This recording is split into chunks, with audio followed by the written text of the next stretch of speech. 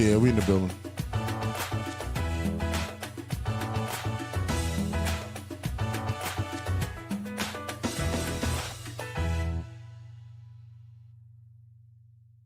Yeah, we in the house. Just bear with us a quick minute. Just give me a chance to get into your chat rooms and everything. And I guess we can get the party started momentarily. Whatever the day brings, Grammarly helps you communicate smarter, one message at a time. Refine long documents efficiently with helpful, in-depth feedback. Grammarly is your second pair of eyes. Press send with confidence and put great writing to work with Grammarly. What's up, Brenda? I see you. Download today at Grammarly.com. Give me a couple of minutes to get it together. Blessings, Brenda.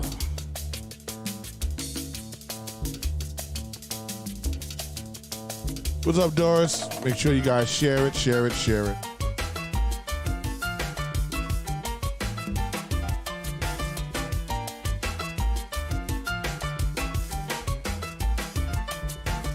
right, gang. So we're here, so I'm gonna hit the button, y'all. I know we run a little late, sorry. It happens sometimes. Same thing happened yesterday with the real discussion. And there we go.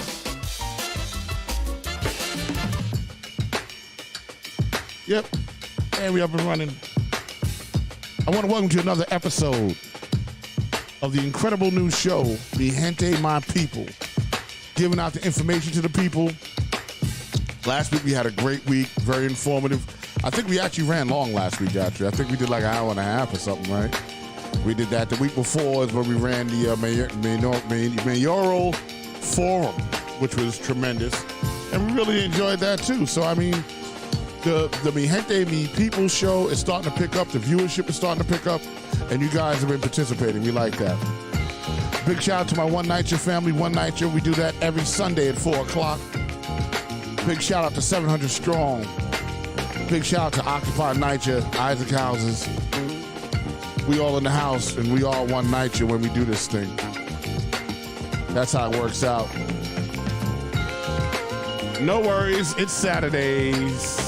It's Saturday, yes it is Saturday. Hey, you know what, it's a beautiful day in New York City, as a matter of fact. Where we at, about 75 degrees? Is that about right? A little breezy? Yeah, it's hard to come in when it's like that, ain't it though? You know, you want to be out chilling, you know what I'm saying? So I'm gonna hit the button, y'all. We're gonna get this thing started. 1, 2, 3, and boom.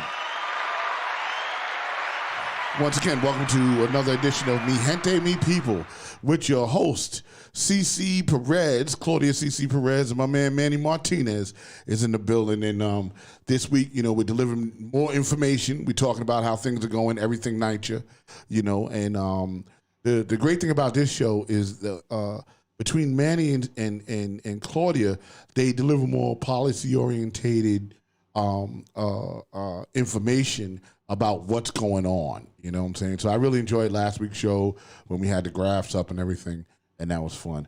Manny, what's going on with you? I heard you were dealing with a flood or something. Like, no. Yeah. Me Gente My People. Good morning, good afternoon. You know we gotta explain why we're late now. So, all right. So the issue was with me. There was a couple of things that happened that I had to that diverted my path here, and so I apologize to everyone for that. But yeah, it was a couple of community issues. One of them, we got waste coming up from the manhole covers, and so you know I'm looking to address that. I was told that was happening for about a month, but it happens sporadically, so you know I'm not there every minute of the day. But you know I'm happy that we're able to get some pictures of that and ready to address that. But yeah, so today's show. See, one of the things that I have noticed. Well, before we go into that, this CC Perez. Miss CC Perez. What's going on with you? I gotta give you the horns too. What's up, CC? What's going on, Miss Perez? I mean, I'm just happy to be here. I'm just gonna give praises to the Almighty. I'm going to take it to 1 Corinthians 6:14. And God raised the Lord and will also raise up by his power. So this is power. Power means that we're inspired. I'm inspired, and I'm just going to say I'm excited. As I told y'all last week, I had a birthday. I turned 21 tomorrow on Monday, the 29th. What? You 21 again? Absolutely. How many times you going to do this, girl? Listen, I got 5 birthdays. I got mine plus 4 children. I get 5 birthdays a year. I'm wow. going to do it up. So Enjoy. what I will say about that, I wanted to keep it to the youth for a little bit. Shout out to the youth at night, y'all. I want y'all to know that summer applications are out. SYEP is out there for you guys. You can go on the DYCD website. Fill out your application. Summer youth applications are out there. They are in the community. Go and on your websites, SYEP website, or you can call the 800 number through DYCD is 800-246-6446. Again, for SYEP, it will be 800-246-4646. Is that the summer youth program? Is that what that is? For SYEP. So they can. So that's the working thing. There you go, for Okay. kids to get their jobs. I also need y'all to understand standardized testing for the Board of Education is back. They are working it out from 4/20 to 4/22. That will be from April 20th through April 22nd. Those are the ELA testings for kindergarten through 8th grade. And for the math portion of it, it will run from May 4th to May 6th. Now, the issue that some people might be having, parents, go out there, have that conversation with your schools. Because if your child is fully remote, they are making it preparations for them to come in on a particular day to take their test. They're saying that it's mandatory, but it's also an option. You can opt your child out of testing. So take advantage of those opportunities that are out there. Be in the know. And again, like I said, my daughter, and I keep bringing her up because a lot of you don't know, some of you do. This year has been like, besides COVID, it's been like a really hard year, especially for her. Last year in February 18th, she ended up in the hospital because she's a burn victim. And she was burnt from her face all the way down to her torso. So being a mother, going through COVID, raising a child who was in the hospital for 7 weeks, I will tell y'all, shout out to Harlem Hospital, y'all, because that burn unit in there has my baby today. Why I'm saying that is because my daughter, you know, she's doing so much better. Very little plastic surgery or anything else is needed for her recovery. But I need to bring attention to, you know, when you go to them stores and buy those pajamas for your children, the ones that has the little princesses or the Mickey Mouse on it, and you get it 3 for $10 in El Mundo. You go to Foreman Mills and stuff. Don't buy those things. They're made of polyester and they are very flammable. The shirt that burnt up my baby was purchased from Foreman Mills. Okay. And I can't tell you the name of the company because guess what? It disintegrated on my daughter. It was no evidence left, and that's how much I say. So, you know, I'm just gonna say that la ropa de poliéster es inflamable. Vendido en todas nuestras comunidades. It is only sold in our communities. Okay, it is only sold in our communities, so you have to take, I mean, it even goes to the batas that the elderly wear, you know, the doñas or the abuelas, you understand? Right, those gowns. are all flammable, and these instances are happening because all my daughter did was go to the stove to look at some hot dogs that was in a pot on the stove, and her shirt caught fire. So how many grandmothers don't you know Sure. that are cooking in the kitchen? You know, sometimes they forget, you know, at that age, but you have to be this has to be at the forefront, and you have to know what you're purchasing for your children. And that's why my baby is special, and I'm looking forward to this 11th birthday for her. So shout out to Amar Perez. Wow, the fact they're selling God bless her. flammable clothes in our Yes. community. Yes, and That they is always really like, what is that? You know, what I mean, that's you trying, you know, like that's you subtly putting us in danger. The red line thing that you talk about all the time, you know, they're not selling that in other communities. You know, that's, you know, it's despicable, really. Yep. You know, it's really despicable. Manny, what you got, baby? So, I want to talk today about apathy in our community, right? Because this happens to be a big conversation. Yesterday evening, there was a candidate for councilman that's coming up June 22nd down in Far Rockway's named Derek Hamilton, and he put together a meet and greet with Eric Adams, mayoral candidate Eric Adams, who's currently the Brooklyn Borough president. And it was a nice, intimate setting, a nice, intimate discussion that we had with him, like a one-on-one with the community. And afterwards, there was a discussion about why people don't come out. And this is a discussion that goes on, and I hear it from many of the different communities that I go into, many of the, you know, in our own community, Brooklyn, Bronx, Queens, and even out of state. We recently had a conference call with, what was that, Nassau? Nassau. Right, in which, in down in New Orleans and down in the other states, they say that as well. So we got to take a look at that issue, right? And this is more of a conversation with all of us. When we look at engage in something, and a lot of us, we go and engage even with 2, 3, 4 people or at it on our own, right? But then I think it seems that we get a little more tired when we see us doing it alone. Now, I hear a lot of times when people say, well, everybody's not going to jump on, everybody's not going to come. Now, the first thing that we have to do is get that word everybody out of our vocabulary, right? Because everybody isn't going to do it, right? You're not going to have that all the time, or, you know, people are not going to be engaged all the time. There was a speech done by Dr. King where he spoke of the Montgomery bus boycott, and then how after they won that victory, they moved on to the next issue in progression of the civil rights. And he saw that a lot of folks from the Montgomery bus boycott didn't follow him because, you know, that's what they were in it for. And once they won and they integrated the buses, that was what they wanted. And it was one and done, right? And not to discredit them, because, you know, we all are still trying to survive, and we got to keep that in mind as we do this work, right?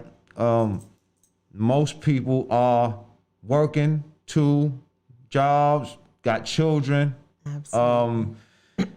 coming in and out, struggles, they're just daily life struggles. And so we need to engage that and understand that, but we also need to help them understand that there's going to be a time that we're going to need all of you to come out. It won't be a daily thing, but when we organize, we need to be able to have 400 people at the ready to show up at City Hall. 400, 500 people at the ready to show up at 26 Federal Plaza, to show up, you know, at 90 Church Street, to show up at all of your political candidates' offices, right? Be it your council member's office, your state assembly member, your state senator, your congressman, your federal senator. We're gonna have to be able to show up at their offices as well, right? Nobody is free from this, because if we're not free from this, if we're not free from this abuse, then they cannot live free from not hearing our voice. They cannot put us on mute. And that's pretty much what has happened. And so we need to break this down. I wanted to have this conversation amongst this group here and amongst with everyone else, because this is an ongoing topic. And I think that topic, what that does is sometimes it takes the wind out of the sail. And so we need to have an understanding of that and approach to that. there was also one last thing. There was also a study done that demonstrated that 3.5%. That's all that you need to make substantial and significant social change. 3.5% of the people. And so now, when we start engaging, we have to keep that in mind and know that we can strategize better. So, I wanted to open up this topic here amongst us because I think this is something that we really need to bring attention to, and so that we can strategize in a more efficient and effective manner.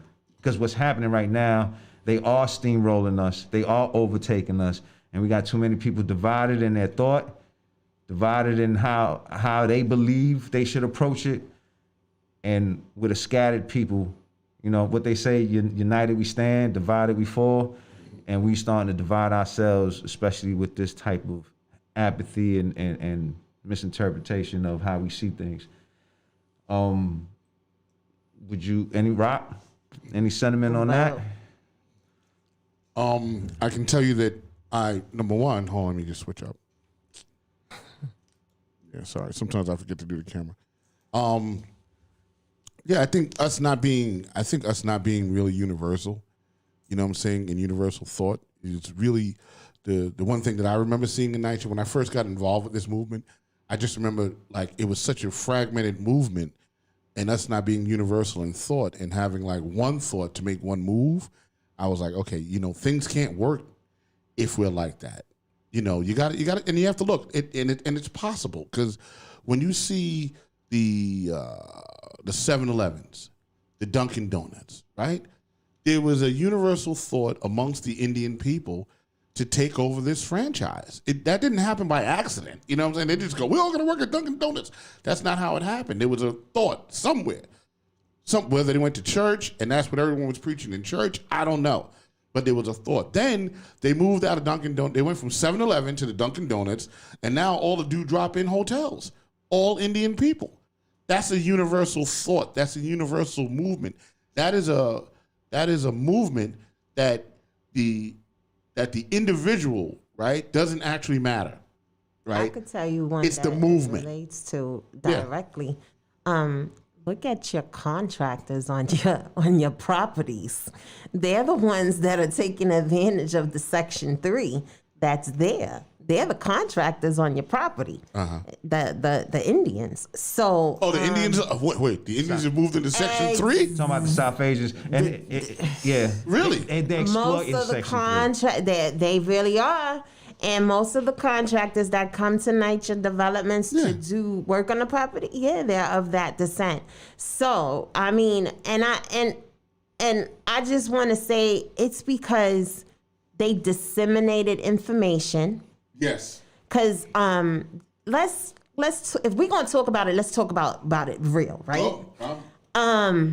What we know about NYCHA and what's been going on, this is not the first time that it's been going on. It's not the first.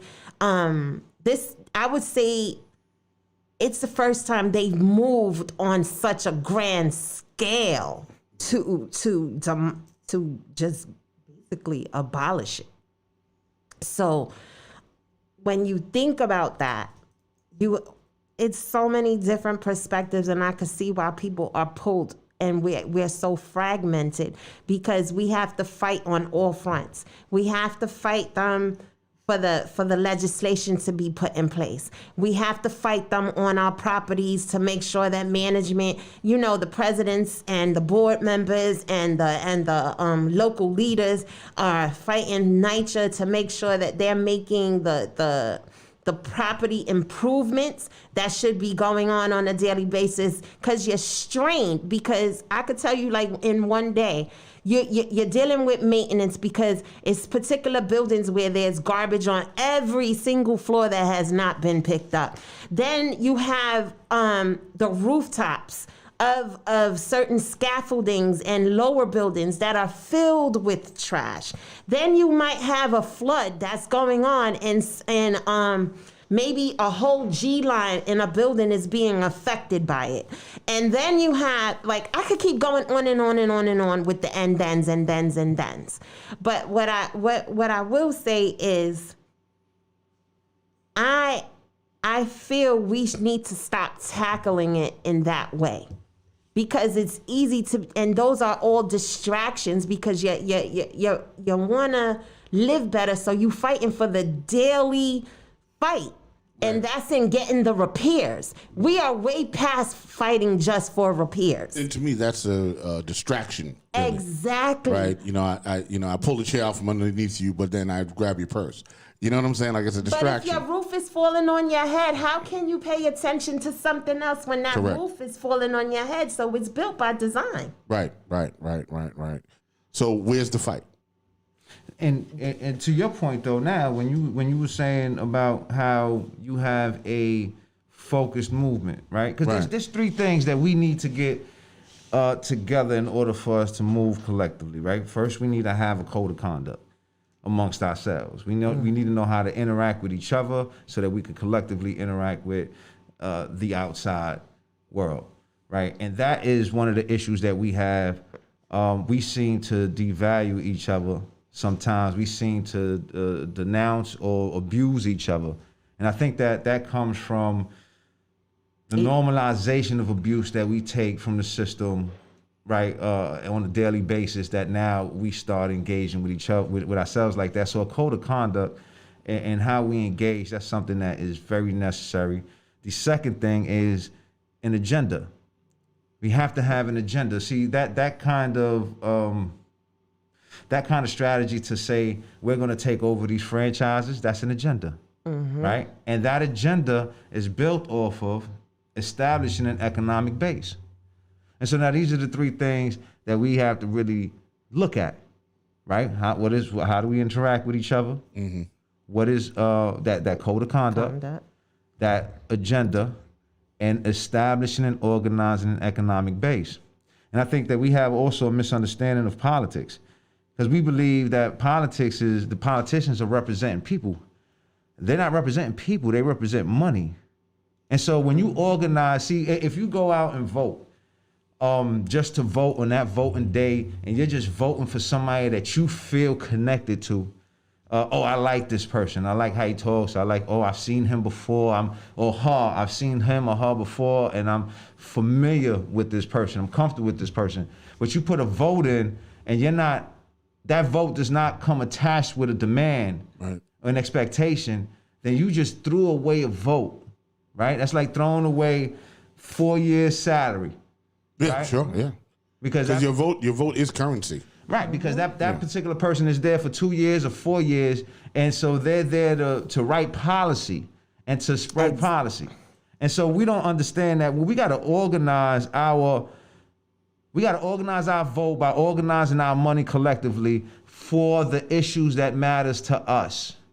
It's time for us to start seeing ourselves written in legislation. And I think that because we don't have that agenda when we vote, and we don't have that code of conduct amongst ourselves to organize our vote, to say we're not going to move unless we move together, that we get sidetracked, we get side railed, and we get thrown under the bus. Right. And I think also in creating this organization, you got to remember there has to be simply one mouthpiece. There has to be one person that can represent the rest of us, right? To stand and go, this is what we're doing, this is what we're saying, this is who we are, right? And the reason why you have to choose the right person is because, see, when lies the problem, though, right? I want to deal with it, right? Because you need the one person that represents nature, right? Well, but I just want to explain. I'm going to explain what the issue is, because the issue is we are emotional people by nature. That is what we are, right? Our food is emotional, right? We are emotional people. But the problem with that is when you are negotiating with somebody, right? And once you become emotional, you lost the argument. Once you get into, blah, blah, and the person sitting there looking at you like, your trigger. I mean, they hit your trigger. Yeah, they hit your trigger, right? They hit the button, get you flipped out, right? And now you just lost the negotiation because you became emotional in the negotiation. Right? You can't have any emotion when you're negotiating with somebody. Your feelings can't be involved. You can't even be attached to it. I mean, you're attached to it because you're fighting the fight or negotiating, but you can't, in other words, you can't go in there afraid to lose. You have to go in there with the intention of winning, but understanding that you cannot be emotional. Once you are emotional, they got you 100%. And that's business 101. I'm talking about that's the record business. That's any business that I've been involved in. The second that you do that, you're finished. You know what I'm saying? Like, and I had to learn that. So, when I sat across the table, even getting the deals, it was like, yeah, we're gonna give you, $1.5 million. And as much as I wanted to go, whoa, I was like, nah. I don't really think that's enough because what we need to do is blah, blah, blah, blah, blah, blah, blah, blah. And they go, you sure that's what you wanted? Yeah, I'm positive. Okay, so let's do that. There's that extra. You know what I'm saying? But I never got excited. And when I was fighting to get that, I never got excited. I was never yelling and screaming, and someone taught me that. You know what I'm saying? And once I understood that that's how you negotiate, that's why I said it needs to be one person. I know that we because that's where the fragments come from, right? Right? When you think about Martin Luther King and you think about civil rights, it was Martin Luther King was ahead of it. Yeah, there was, this one and that one and so on. But who they dealt with, who was the mouthpiece, Martin Luther King 100%, right? Even Malcolm had to respect Martin. You know what I'm saying? So I get that. But I disagree in that one person. Okay. Right? It's so to start it back from like Dr. King. Dr. King had his approach to it. Malcolm X had his approach to it. Stokely had his approach to it, and it reverberates. Even Al Sharpton, right, had his approach to it, and that collective organizing in these separate sections of the community of the country, right? Because it's not just here. You look down south as well. James Baldwin was another prominent voice. That pushed the needle. And so it's not one, and I think that's where we get stuck at. Yep. We keep waiting for this one person to come out. It's one game, multiple players on that one game. Okay. And so we need to now organize the game. See, our biggest problem is that we don't understand the game. We don't know how to play the game. I want to remind everybody, this is a common analogy that I make to this game of politics and to the game of business and to the game of life. At one point, basketball was dominated by white men in Speedos who was taking free throws from their kneecaps. You're right. Yeah, I've seen the video. When we learned the game. And that, now mind you, just learning the game is not enough. It's also the practice that you put in. Let's not discount the fact you had young men on those basketball courts, young children, and then young adults, and then young men on those basketball courts practicing that free throw, that dribbling to school, dribbling back, getting that handle mastered, making sure that they knew how to move on the court, right? They knew how to move as a team structure. And look at basketball now, because we learned the game. Now, it's no different. We learned this game of politics, and see, a lot of people don't like to refer to it as a game because it's so impacting and it's so significant in our daily lives. And I think a lot of people don't even understand that, though, as well, especially our youth. Don't understand how impacting, how significant politics is on our lives. But they will, right? When we have an understanding of how to play this game with that level of expertise, then you will see us in legislation. Then you will see us on an economic base that we can actually now own resources, distribute resources, ensure our community. We could replicate what was in the past, like Blackwater, like Tulsa, Oklahoma,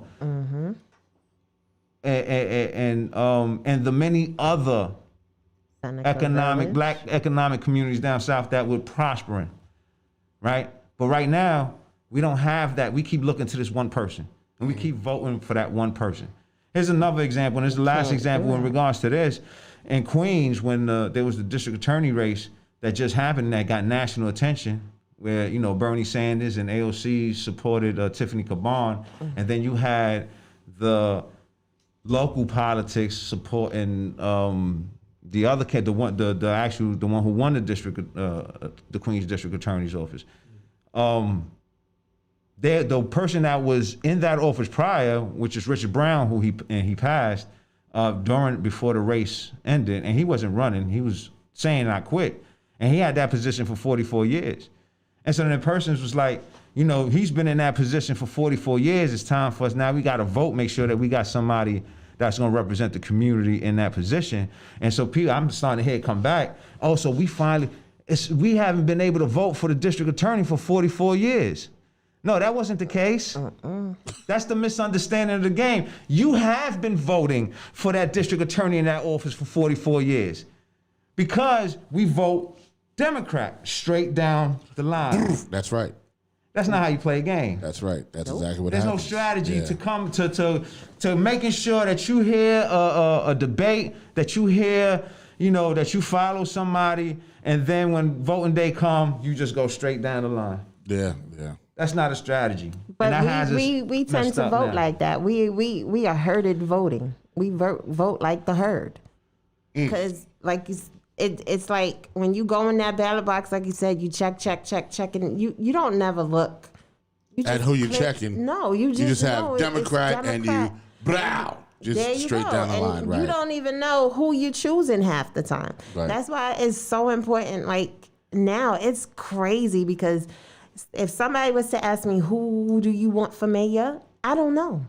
Right. I cannot pick a candidate. We know why? Because there's so many different candidates out there for multiple positions that hold like real weight in the outcome of our lives when it comes to this nature thing. How many candidates are there running for mayor right now? 26. 26 candidates. Okay. 26 Yeah, how do you choose? Out of 26 candidates, though, you probably got a viability of maybe 4. 5. Okay. I say 5. Right? Maybe 5. Right? But at the least 4. Okay. Right? With a potential, but then out of that, it kind of levels out. And this goes back to that kind of machine or herd thinking. It will level out. Yesterday was the last day for, yesterday. Yeah. Yesterday was the last day for petitioning. Petitioning season is over. Oh. So everybody who will be on the ballot. So basically what I'm talking about is in order for you to run for any position within the Democratic Party, you have to get on the ballot. So when you see those people walking around and asking you for those signatures, when you see them telling you, oh, can you sign for this person? Basically, it's not a vote for that person, but it's giving them an opportunity to get on the ballot to say what they will do for you.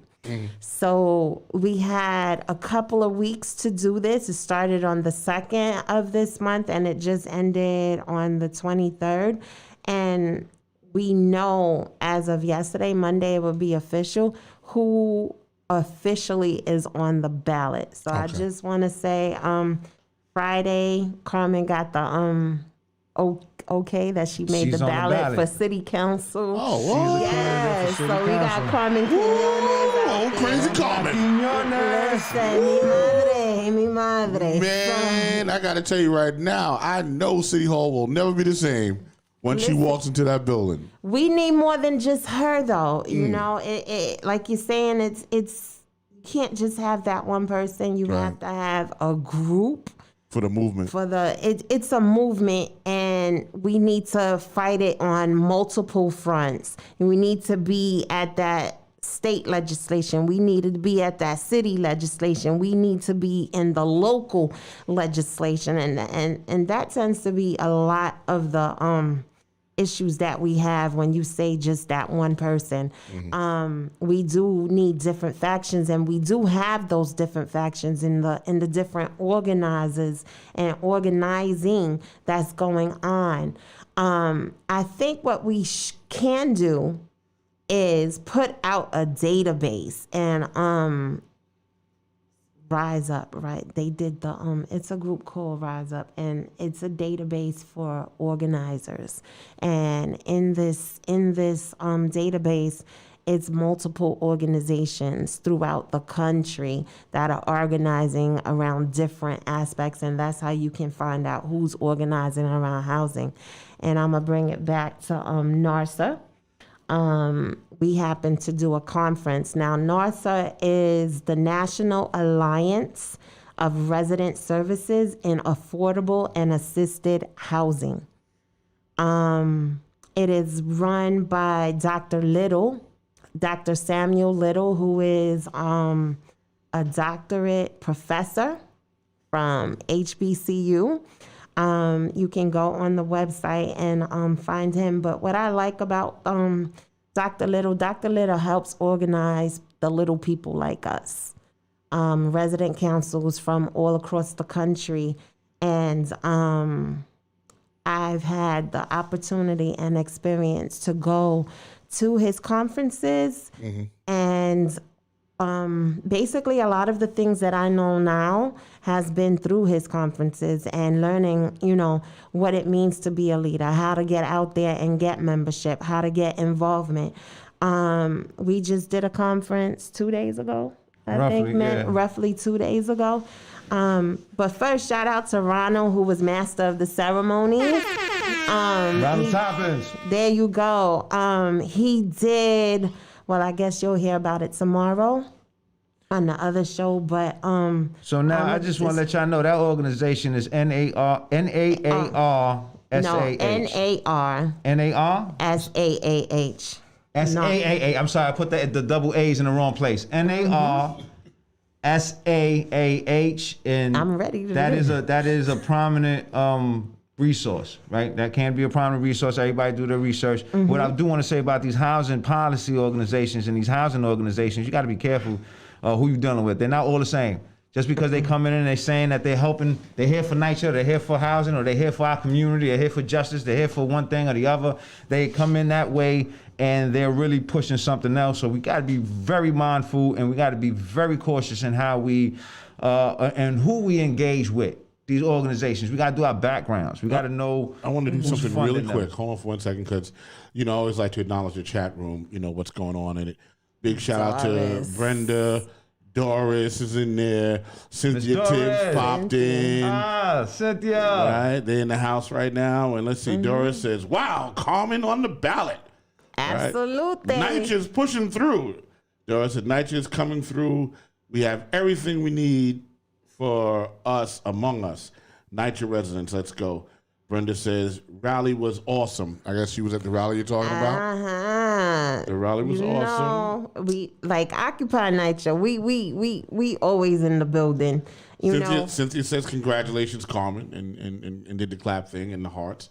So yeah, chat room's lit up, so that's cool. Yeah, I just wanted to acknowledge everybody in the chat room, because we always want to know that we're paying attention. Thank you. Thank you for thank tuning you guys in. for tuning in. Yeah. There's one thing though too. I wanted to bring it back to voting. We got to understand what voting is, right? It's like a pyramid scheme. It's like multi-level marketing. So you have a whole ground base of voters, right? Starts off. Let's take a council district for an example. And so in a council district, the primary is usually what determines who's going to win. Whoever wins the primary usually wins the general election, because that is how predominantly Democratic communities are structured, and vice versa for the Republican communities as well. It's pretty much that. Whoever wins the primary wins the election. Now, primaries usually tend out maybe an average of 7,000 to 10,000 votes. And so now you'll have the winner of the primary usually win with 4,000 votes, 3,000 votes, right? So now those 3,000 votes are putting one vote into City Hall. And so now in City Hall, we got 51 council members. So that means that's 51 votes. So a majority vote is 26. So now citywide, if we're trying to get policy for our community, we have to secure 26 votes for that policy.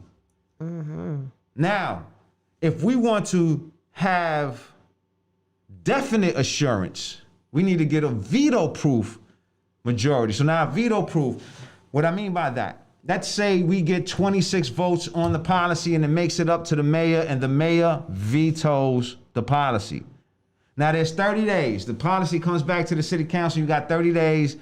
And if to override that veto from the mayor, you need 34 votes. If we secure 34 votes in the city, that means that the mayor has to deal and has to engage with the policy, the law that we put in place. So now when we engage politics in this pyramid scheme, so we're looking at 4,000 people in one council district to get one vote. And so now we need 34 votes. So now we got to secure 34 council districts. This is an effort that we have to do collectively across the board, especially if we want to get our candidate or the focus of our candidates, not just in our council district, but across the city. We want to get them in tune and make sure that we're having their support. It means we got support across the city. Just because it's not your council member, but you know that they're running on this agenda, and we got 34 council members running on this agenda now, we got to come out and support that 34, that 26. We got to support that majority. And stick to the agenda. Oh, I'm going to harass somebody. Hold on for 1 second. Sometimes I do that. Harassment. Let's see how this goes. On a phone call, right? Yeah, I'm harassing. Yeah. I got harassed. I'm harassing. I know you're looking at the phone now. I know.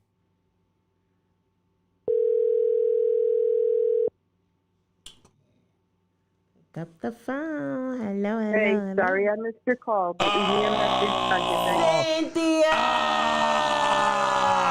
Boo.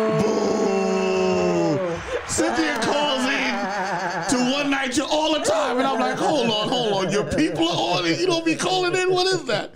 I mean, I know she wasn't feeling well for a little while. You know what I'm saying? So I'm glad she's out of the hospital. I'm glad her son is feeling better. You know what I'm saying? And she's healthy and recovering. Shout out to Cynthia Tibbs. Yeah, 100%. Shout out to Cynthia Tibbs. I'm like, you ain't calling my Gente Me People? What is this Don't about? put the number up, Thank do you we? for coming out, the number's Cynthia, right last there at the night. bottom. Yo, listen, let me tell you why And she ain't got me doing on it. speed dial. There she is. Look, Doris is like, boo. Come on. Oh, there you go. Listen, No, she on, bring her no on. secondsies. Oh, you late. You rang? Cynthia. What's up, Cynthia? That's Cynthia Tibbs.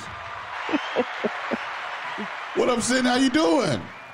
I'm doing much better, thank you. Oh man, we're so glad to hear that. I know you had a little rough going, you know, and I was saying, I saw you in the chat room, and I'm like, she always calls the One Night Show all the time. She was like kind of like a mainstay, and I'm like, now your people are on, your close friends, your people, and I'm like, I have not heard your voice in this show, so I wanted to call you. Yeah, 'Cause we on my point. voice has Tell been her. gone. It just came back this week.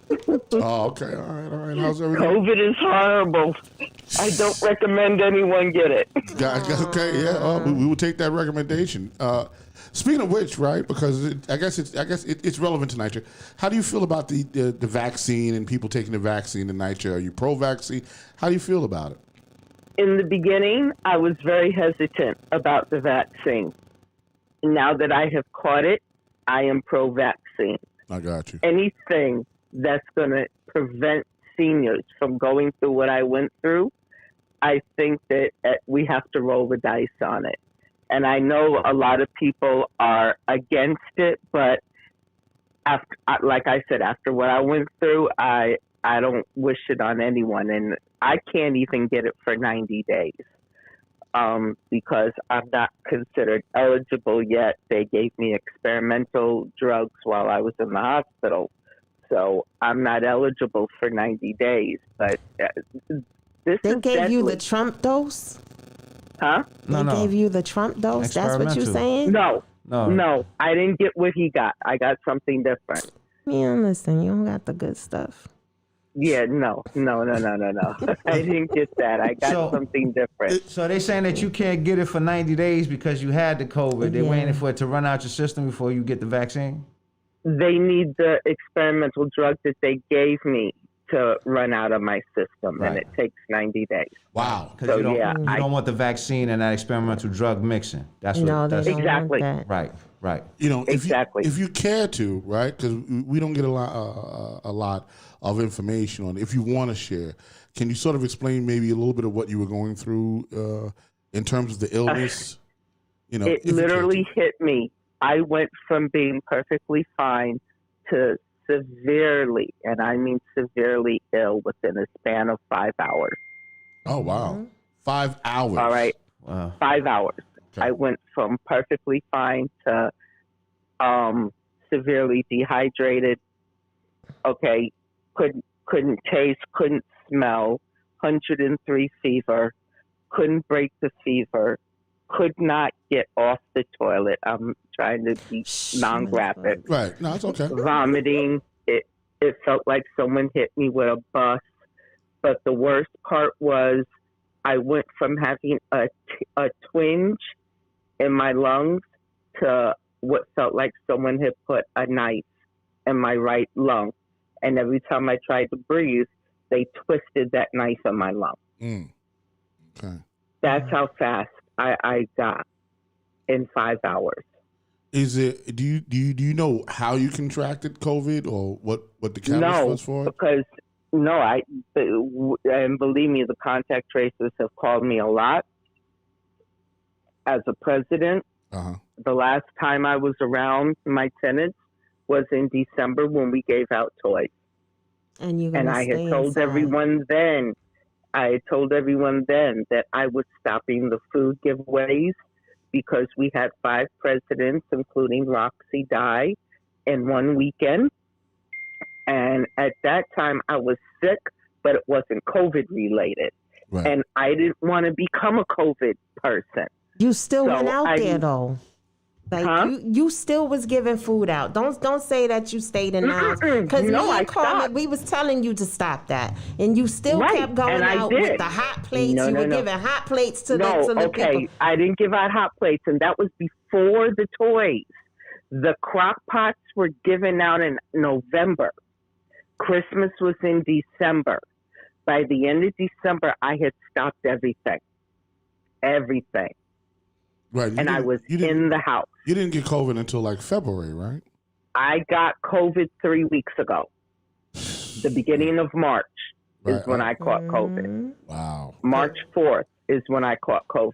Gotcha. Just to everybody, so everybody knows, Cynthia Tibbs is the resident council president for Wise Towers in Manhattan. Worcester Brownstones. Say it again. Wise Brownstones. I'm sorry, I said Wise Towers. I meant to say Wise Sir Brownstones.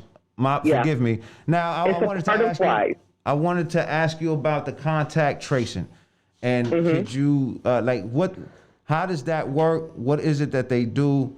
And did it make anything better? I don't know. They asked me exactly where had I been the week before I caught COVID. And the week before I caught COVID, the only time that I came out of my house was when I did the mayoral debate in Brooklyn. So we don't know. That's when we saw. Remember? Right. We were all there together. I remember that. That was the only time I came out of my house. So they said it had to be, that was the point of origin. Okay. I didn't put it out there, but that was the only time I left my house. Right. Literally. Other than, I wasn't even going to the store to pick up my meds or anything. I was having everything delivered to my house. All right, my son was doing the majority of the food buying and everything in the house, and he didn't catch COVID until after I caught it already. He got it 3 days after me. Right. So I was considered, it had to have been I was the originator as far as catching COVID. Right. But that was the only time I came out was when I got picked up by the, PSAs and brought out to Brooklyn. And even then I tried to stay isolated. Everyone was 6 feet apart. But that was the only time. That was the only time I left my house. And it was after that, literally, when I say I know, it felt like I got hit by a bus, stabbed in the lung, and then everything else went to hell. Because we couldn't contact you. When you was in nobody could. Yeah, she went into ICU. Yeah. I was that sick. Wow. Carmen, as we all know, was hysterical. Carmen literally called every hospital until she located me. Because the nurses told me my sister was hysterical. And I was like, okay, which sister? right. Carmen goes hard, we was gonna find you, for real. We couldn't lose another Occupy night. I'm not even gonna talk. You're here, and we're glad. We are glad that you are healthy and your son is healthy. You know what I'm saying? Yeah. Yes, we're happy you made it. Stay in the house. Feeling blessed to hear your voice, you know, so that's... Believe me, it was gone. I'd be glad when I could taste the smell again, but hey, it is what it is. I can breathe. One day at a time. You One can day breathe. at a time. That's Right. right. I can breathe. Right. I see. And that's the most important thing. All right, so I want to thank you and let you get some rest, and then we're going to get back to the program, okay? God bless, Cynthia. Terrific. Thank you. Love you guys. Love you too. Bye-bye. That is the unsinkable Cynthia Tibbs. There she is. She's back. They're like my mothers in this game. Like Yeah. when it's funny how I met them, and everybody tries to understand the closeness and why we're together and why we rock the way we rock. Yeah. And it's because we all met at an organization called Community Voices Heard. Uh-huh. And at the time, Community Voices Heard was in East Harlem organizing around NYCHA issues and getting repairs. Uh-huh.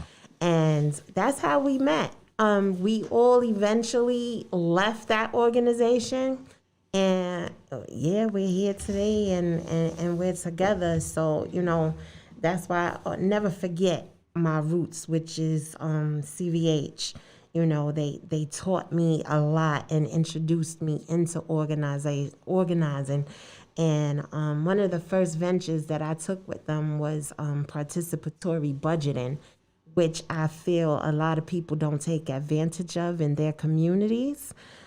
Basically, it's like a democratic voting system. Like if you see a pothole or a park or, you know, even on NYCHA properties, you want particular things fixed, which I'm excited to say I'm 4 years in the waiting with participatory budgeting. We had one in 2016. And you're able to fix up things around your neighborhood through this money. It's discretionary. Well, no, not discretionary funds, but it's funds through your city council that they allocate for this particular purpose for people in the community to vote on things that they want fixed with this money. So it's But it's $1 million.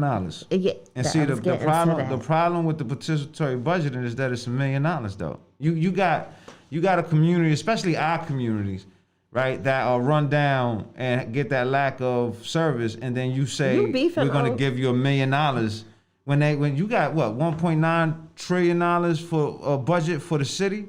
And so for repairs, you're only gonna offer $1 million.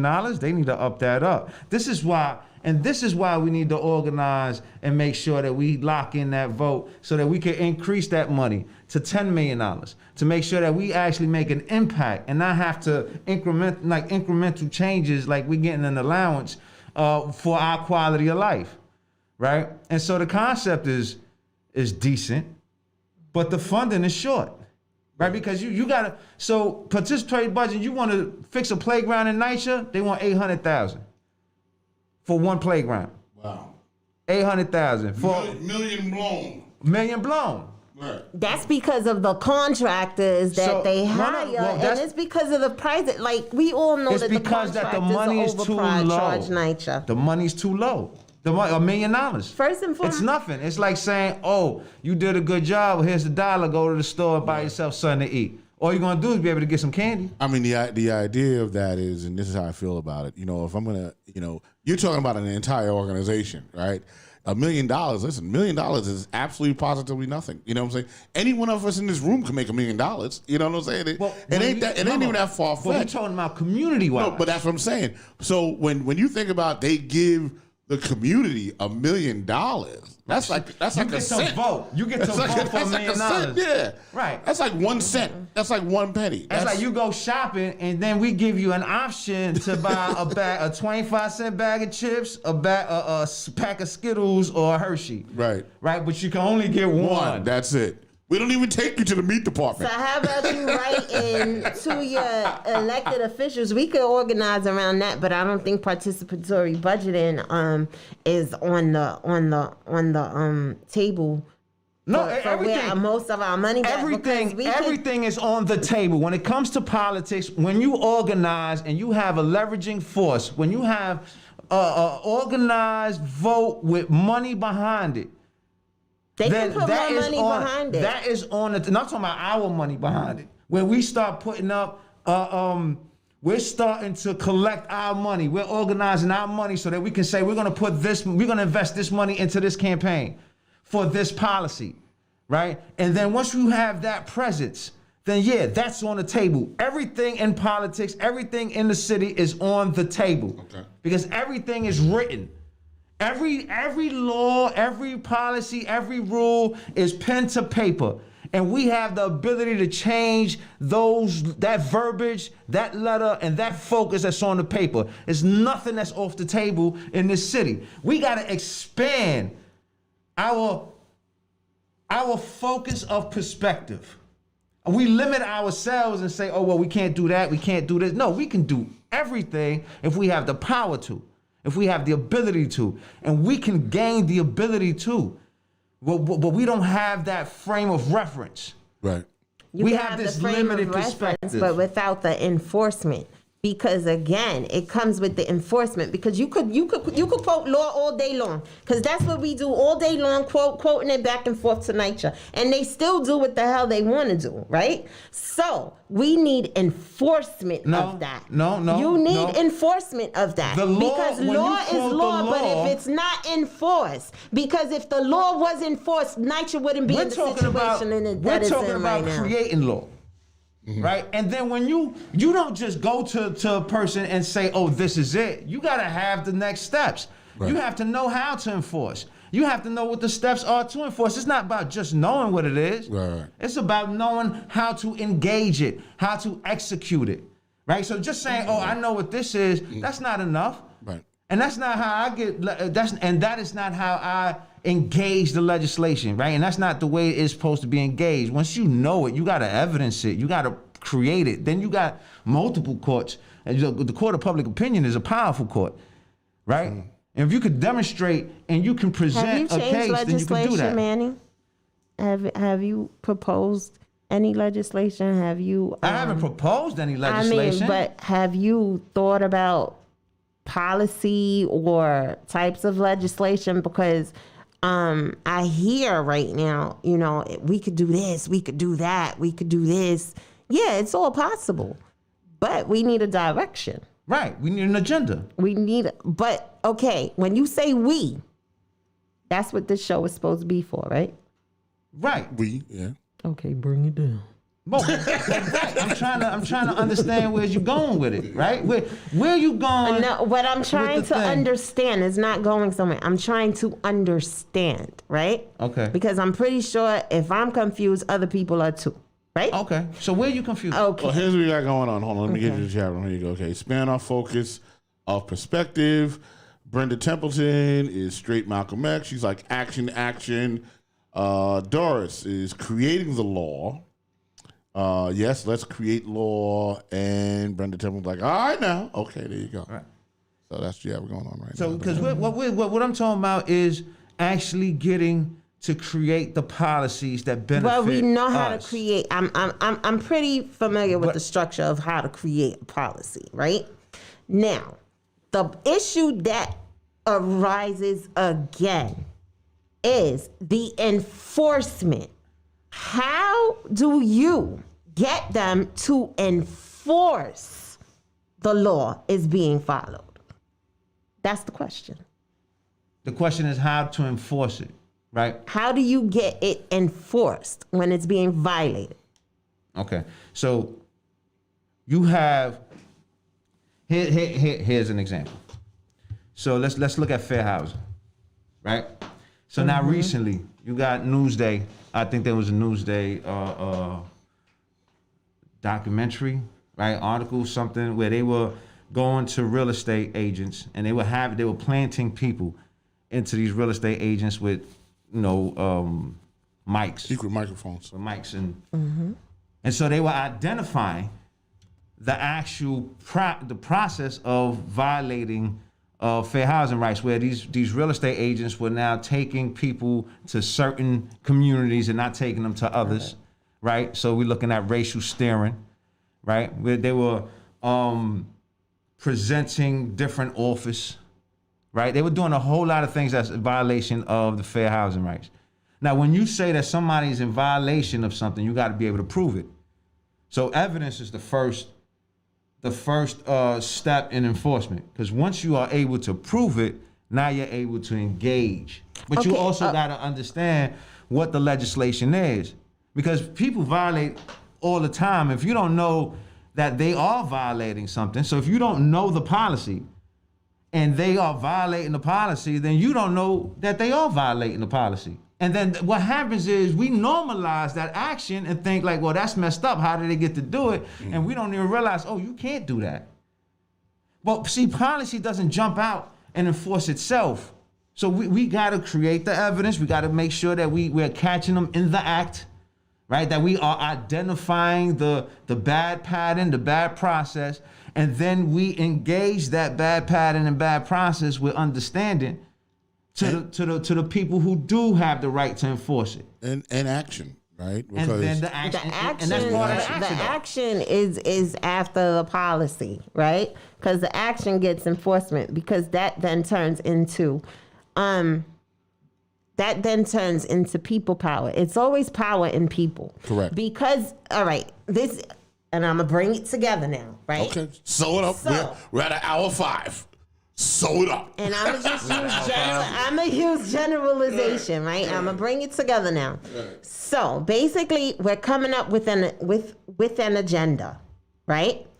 With an agenda for a policy to be pushed, right? We putting together a policy for it to be pushed, right? So now, once we have that agenda of what we created with the policy that we want to be instituted, right? Then comes the people power. Because when you're going down to City Hall, or you're going to 90 Church Street, or you're going to DC, guess what you pushing? Well, that piece of that policy and that agenda in which was created by the people. So this is for the viewership now to get that vision of what you were saying. Well, no, see, all right. So now here, this is because this is something that is commonly done and it doesn't result into policy. When I say we need to organize our vote and organize our dollars behind that vote, right? We need to start creating political action committees. We need to start creating a campaign agenda, so that then now we can create, or we can create the space for what is a candidate. PAC? Hold on, for a candidate to run for an office, right? You don't get policy in place by marching in front of city council. I mean, a city hall, or you don't get policy in place for marching in front of these places. What you do is you bring attention to an issue. And then the powers that be, for example, with the Black Lives Matter movement that we seen in the summer, what they did was they repealed 50A, but they didn't put nothing in its place. Exactly. They didn't give nothing. So, that's that. There can be you can provoke some kind of action, but it's not specific. Right. And so when you start organizing, you're organizing around specific action. Let's take Section 3, for example, where we want Section 3 to be more reinforced. We want stronger compliance, right? We want the city to monitor Section 3 instead of NYCHA, right? To make sure that they, or in conjunction with NYCHA. And so now that gets, once we put that forward and we have policymakers in office, they can legislate that on a local level to say that by law or how, wherever that policy goes, that Section 3 now from NYCHA has to be monitored. Currently, right now, on the housing maintenance codes, there are 4 exemptions that NYCHA has on the housing maintenance code. 3 of them, one for lack of access to the boilers, lack of oversight on the pet policy rule, and the other one is janitorial. Now, we already know the mess that we see in our homes. But now, how did those 4 exemptions get there? Because people that's against our community, they collaborated their vote and their dollar, and they got their politicians to make sure that they got those exemptions for NYCHA, so that NYCHA can exploit that money that's coming in from the federal government, so that they can expand the salaries at the higher levels and not service us properly. Okay, and I'm gonna bring out that exploitation. I'm glad you brought that up, because it's not just NYCHA that exploits us. Because and it bothers me all the time. I'm gonna talk about the Hudson Yards and the $1.2 billion that was brought to the community through the EB-5 investment visa program. And the visa program is a fast track to get inside of get a visa in the United States. It allows people to invest a minimum of $500,000 into a real estate project in order to buy visas for themselves as well as family members and enter the United States. Now, under the EB-5 investment, the funds are meant to help communities and build pathways towards economic empowerment, right? So basically, what qualifies them for a EB-5 voucher will be a targeted employment area. That meets the needs of a standard of 150% unemployment compared to the national rate, right? And it also, in creating this visa program, the city has no control over how the zones for the visa program are drawn. So specifically for the EB-5, which is these visas, I'm gonna just call them visas because it's like a lot. So they had to rezone to meet the 150% unemployment rate.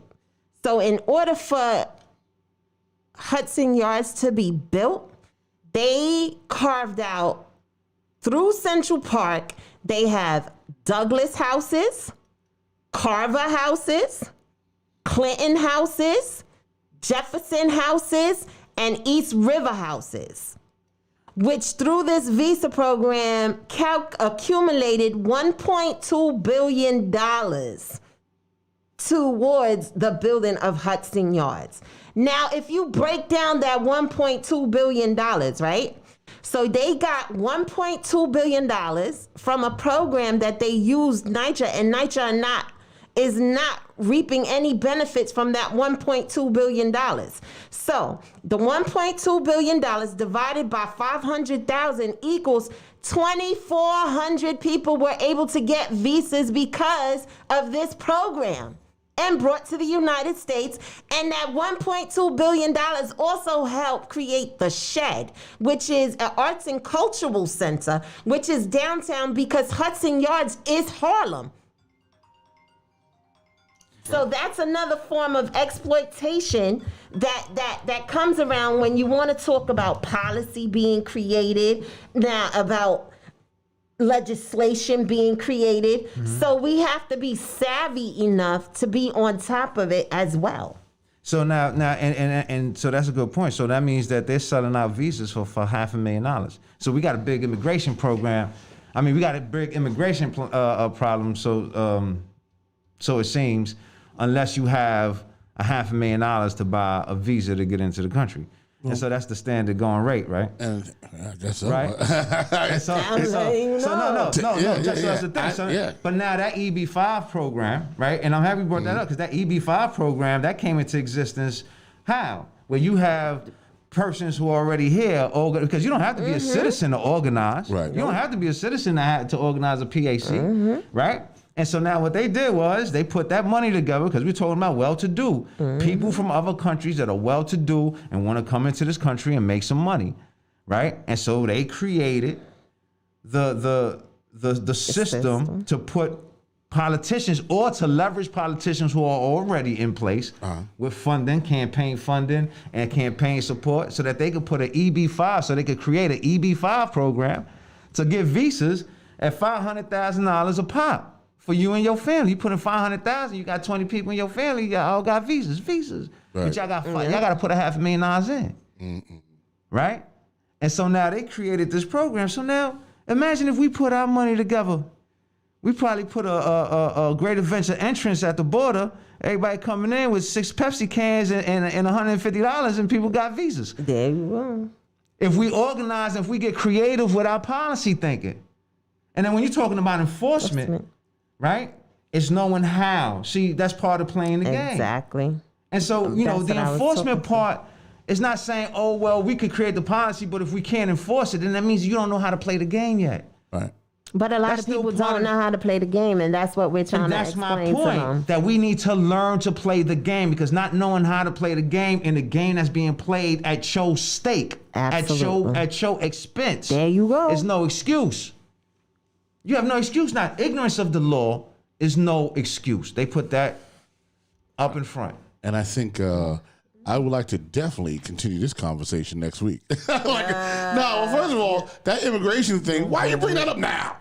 Like the end of the show. And I'm sitting there going, wow, that's crazy. Tune in next week. You know what We I'm have saying? more for you. She threw the cliffhanger like bang. Like I really want to address that immigration thing. Like, you know, I didn't even know that was even happening.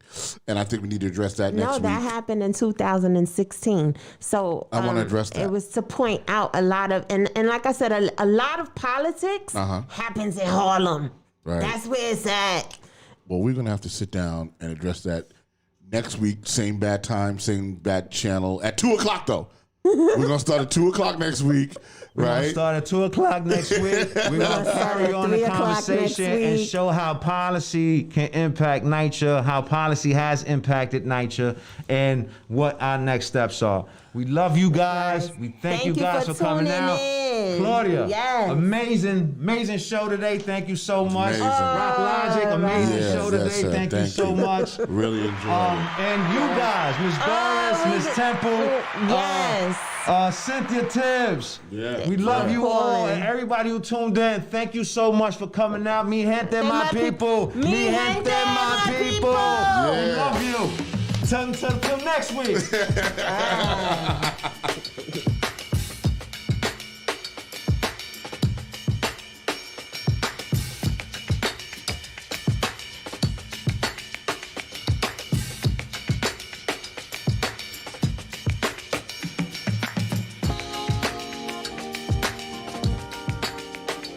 Perfect words that make your writing sharp, or explicit, or excellent, or distinctive. As a matter of fact, for what it's worth, Grammarly can, yeah, that's long. We can get rid of that, and this, good, and this, or how about this? Grammarly helps you be concise. If your tone might make someone feel like this, Grammarly can remind you. It would help if you soften your tone. And if you need the support, Grammarly encourages you to write confidently. Because the better we all communicate, the better we connect. Grammarly, helping you connect. Go to Grammarly.com and download today.